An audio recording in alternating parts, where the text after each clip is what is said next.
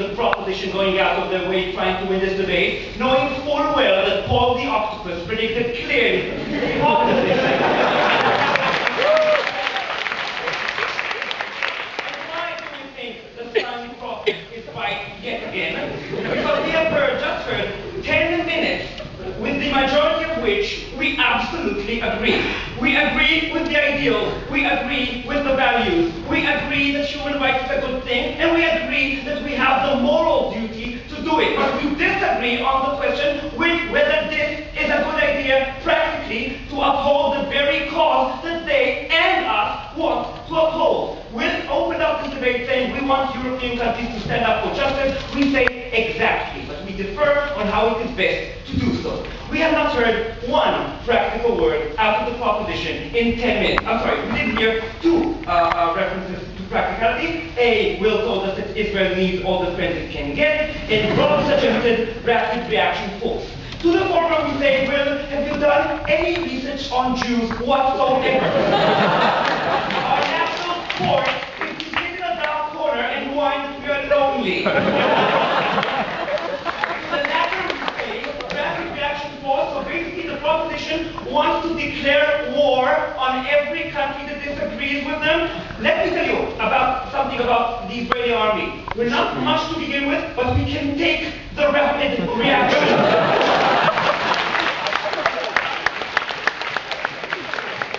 So within this debate on practicalities, we say two things. A, we are going to lose the very influence that Rob mentioned, and B, we're going to hurt ourselves more than we're going to hurt anybody else. So Rob told us, Yoni is going to come here and say, we're going to lose the influence. But what is this influence good for anyway? Why do we have it?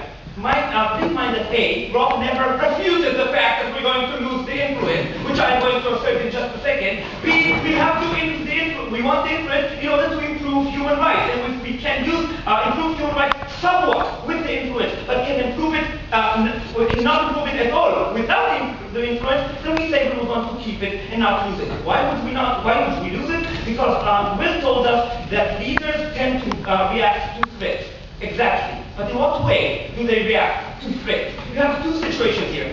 One is what I call the silly democracies, the USA and Israel. Those are two countries that are sure the entire world is against them, that they alone know what's right to do, and whenever someone tells them otherwise, they say, we know better, nobody understands our burden.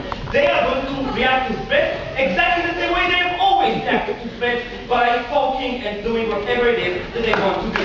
The other situation we have here is the non-democracies. It's the Russias and Chinas and the Sudans of the world. And in these cases, the regimes are there because they are strong. It's not like in democracies that you are strong because you are in power. Here, you are in power because you are strong. And your only way to remain in power, which is the ultimate goal of these regimes, is to send the message that you are strong, so nobody tries to topple them and to bully them around. How do you send the message that you are strong?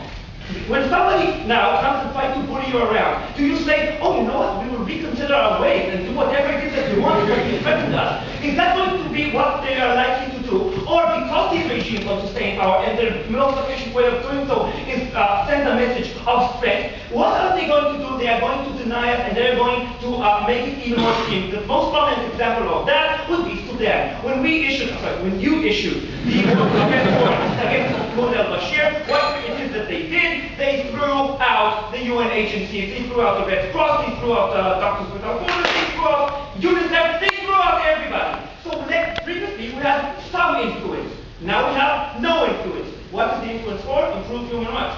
Some influence, better than no influence.